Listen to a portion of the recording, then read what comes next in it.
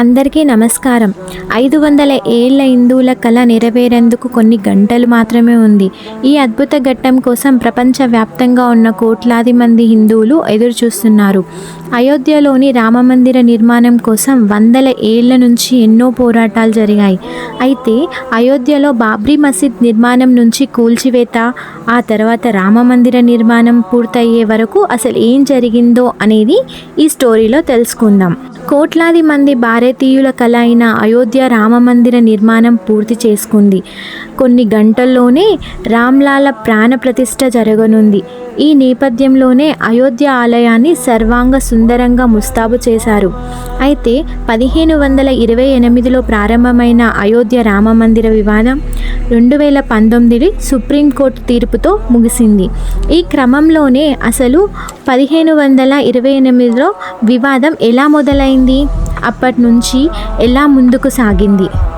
దేశంలోనే అన్ని రామ మందిరంలో పోలిస్తే అయోధ్య రామాలయం చాలా ప్రత్యేకం. ఎందుకంటే రాముడి జన్మభూమిగా భావించే చోటు. మొఘలాయుల పాలన కాలంలో 1528లో అయోధ్యలో బాబ్రీ మసీద్ నిర్మాణానికి అప్పటి చక్రవర్తి అయిన బాబర్ పాలనలో కమాండర్గా ఉన్న మీర్ బకీ ఆదేశాలు జారీ చేశారు. అయితే బాబ్రీ మసీద్ నిర్మించిన చోటే శ్రీరాముడి జన్మస్థలం అని చెప్తూ ఉంటారు. అయితే 1843 నుంచి 1949 వరకు మసీదు చుట్టూ అనేక వివాదాలు నెలకొన్నాయి. మతపరంగా కూడా ఎన్నో ఘర్షణలు కూడా చోటు చేసుకున్నాయి. 1853, 1859లో ఘర్షణలు తారాస్థాయికి చేరాయి. దీంతో అప్పుడు ఉన్న బ్రిటిష్ ప్రభుత్వం అయోధ్యలో ఉన్న వివాదాస్పద భూమి చుట్టూ కంచెలు ఏర్పాటు చేసింది. మసీదు లోపల భాగంలో ముస్లింలు, బయట భాగంలో హిందువులు ప్రార్థనలు చేసుకునేందుకు అనుమతులు ఇచ్చారు. ఇక భారతదేశానికి స్వాతంత్ర్యం తర్వాత 1949 సెప్టెంబర్ 23వ తేదీన అయోధ్య వివాదం మరోసారి తారాస్థాయికి చేరింది. మసీదు లోపల శ్రీరాముడి విగ్రహాలను గుర్తించినట్టు హిందువులు చెప్పడం అప్పట్లో సంచలనంగా మారింది. శ్రీరాముడే సాక్షాత్కరించాడని హిందువులు ప్రచారం చేశారు. అప్పుడు మత ఘర్షణలు జరుగుతాయేమో అన్న భావనతో మసీదు లోపల నుంచి విగ్రహాలను తొలగించాలని అప్పటి ఉత్తరప్రదేశ్ ప్రభుత్వం ఆదేశాలు జారీ చేసింది. మతపరమైన మనోభావాలు దెబ్బతింటే ఏర్పడే హింసను నియంత్రించడం కష్టమంటూ రాముడి విగ్రహాలను మసీదు లోపల నుంచి తీసేయాలని అప్పటి జిల్లా మెజిస్ట్రేట్ కేకే నాయర్ చెప్పారు. ఇక 1950లో ఫరీదాబాద్ సివిల్ కోర్టులో 2 పిటిషన్లు దాఖలయ్యాయి. వివాదాస్పద భూమిలో రాముడికి పూజలు చేసేందుకు అనుమతిని ఇవ్వాలని ఆయా వ్యాజ్యాలలో పిటిషన్లు పేర్కొన్నాయి. 1961లో మసీదులోని విగ్రహాన్ని తొలగించి వివాదాస్పద భూమిని తమకు అప్పగించాలని కోరుతూ ఉత్తరప్రదేశ్ సున్నీ వక్ఫ్ బోర్డ్ కోర్టులో పిటిషన్ దాఖలు చేసింది. 1986లో ఉమేష్ చంద్ర పాండే వేసిన పిటిషన్ ఆధారంగా వివాదాస్పద భూమిలో ఉన్న తాళాలను తీసేసి హిందువులు ప్రార్థనలు చేసుకోవచ్చని తెలిపారు. ఫిబ్రవరి 1వ తేదీన ఫరీదాబాద్ జిల్లా జడ్జ్ కేఎం పాండే అనుమతి ఇచ్చారు. ఇక అయోధ్య రామ జన్మభూమి స్థలం బాబ్రీ మసీద్ వివాదంలో అతిపెద్ద ఘటన 1992 డిసెంబర్ 6వ తేదీన చోటు చేసుకుంది.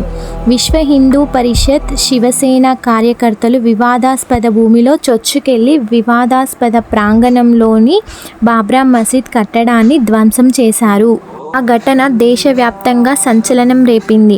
ఆ తర్వాత దేశవ్యాప్తంగా అనేక చోట్ల మత ఘర్షణలు చోటు చేసుకోగా వేలాది మంది ప్రాణాలు కోల్పోయారు.